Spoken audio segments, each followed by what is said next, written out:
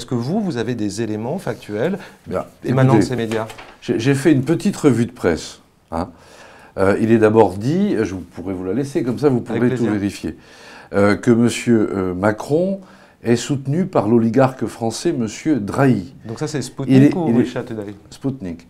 Il est le candidat des oligarques du MEDEF, de ces affairistes qui confondent l'industrie avec un immense jeu de Monopoly, mais tout en évitant la case prison, je cite. Ensuite, vous avez une photo de jeunes gens qui soutiennent Emmanuel Macron et qui portent le t-shirt « En Marche ». D'ailleurs, ça devrait vous intéresser, ça. Ils ont diffusé quoi? Une photo en disant « Les journalistes français en Russie manifestent leur complaisance en portant des t-shirts En Marche et en participant aux actions militantes d'Emmanuel Macron ». Vous savez que le site Boulevard Voltaire, par exemple, qui est un site d'extrême droite assez réputé, lancé par Robert Ménard, colporte à peu près le même genre de contenu. Et oui, c'est exact. Ils ne sont pas littéralement financés par la Russie. Non, pas à ma connaissance. Non, mais ce qui montre bien les connivences entre les régimes autoritaires et nationalistes. Car quand ensuite vous voyez un certain nombre de blogs qui sont relayés effectivement par ces médias russes, ce sont souvent des blogs tenus par des personnalités notoirement d'extrême droite. Donc menez l'enquête là-dessus et vous constaterez que c'est la vérité. Alors sur Russian Today, vous en vouliez d'autres. Oui. Donc ensuite nous avons Emmanuel Macron, candidat neuf et hors système. Ceci est une escroquerie absolue. Emmanuel Macron, ce petit élève soumis de l'Allemagne, je cite. Je crois que vous faites référence à une tribune libre. Oui, d'accord, mais qui est relayée. Il y a des tribunes libres extrêmement favorables à Emmanuel Macron sur d'autres choses. Non, mais d'accord, mais ce que je veux vous dire, c'est que lorsque des médias d'un pays étranger, détenus par un État étranger, se font systématiquement le relais, non seulement de propos hostiles, mais à la limite de la calomnie, que simultanément ils mettent en scène tout ce qui peut être dit en cherchant des cautions avec Duic, le député LR, et d'autres sur le riche lobby gay, enfin sur toutes ces choses-là, vous sentez bien qu'il y a une volonté de nuire. Quand on laisse filtrer Julian Assange, dispose de mails d'informations compromettantes. C'est quoi? C'est la menace, c'est le soupçon. On a envie de dire, mais lesquels? Arrêtez de dire que vous les avez, mettez-les sur la table. Donc vous voyez, toute cette orchestration, je crois qu'on vit une époque du décryptage, du décodage. Moi je trouve ça très bien, d'ailleurs que les journalistes passent au tamis ce que les uns ou les autres racontent.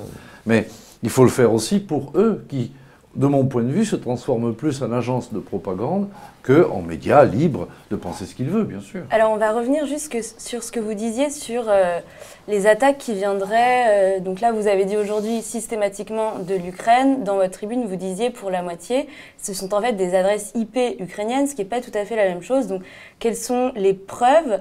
Est-ce que finalement tout ça n'est pas un coup de com' pour essayer de vous fabriquer un ennemi et vous poser comme voilà, Emmanuel Macron est visé par Poutine Non mais vous me voyez faire des coups de com' sur des sujets en plus que techniquement je ne maîtrise pas bien. Enfin, non mais on ne joue pas à ça.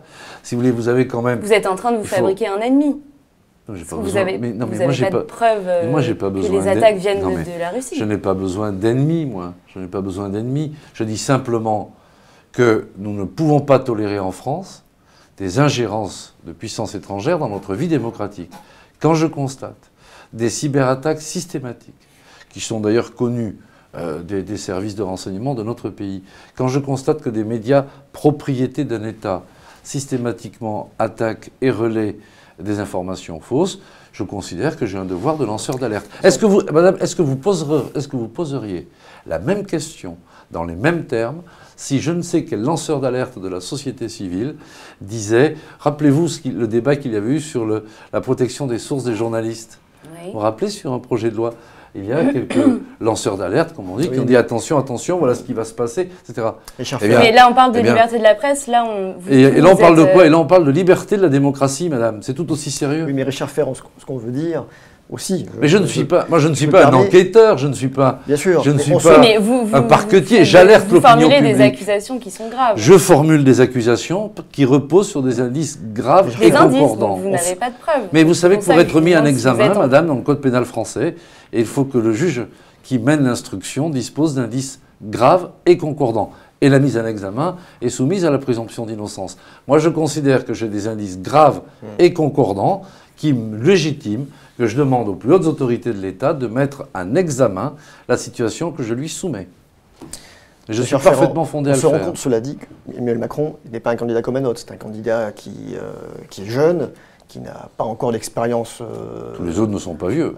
Sans doute, mais en tout cas, il n'a pas l'expérience politique telle que les autres le présentent pour l'élection présidentielle. Donc, on se doute qu'il a peut-être besoin de se construire une forme de légitimité. Il se construit une image d'homme à abattre. Peut-être ça l'arrange. En tout cas, on ne sait pas si c'est un coup de com', mais en tout cas, il y a cette dimension qui interpelle. Vous savez, ce serait bien qu'un jour on s'intéresse plus à la pensée qu'aux prétendues arrière-pensées. Vous avez entendu ce comme dirait votre consoeur, quelle preuve avez-vous qu'il s'agit là d'une démarche visant à construire un coup de com'?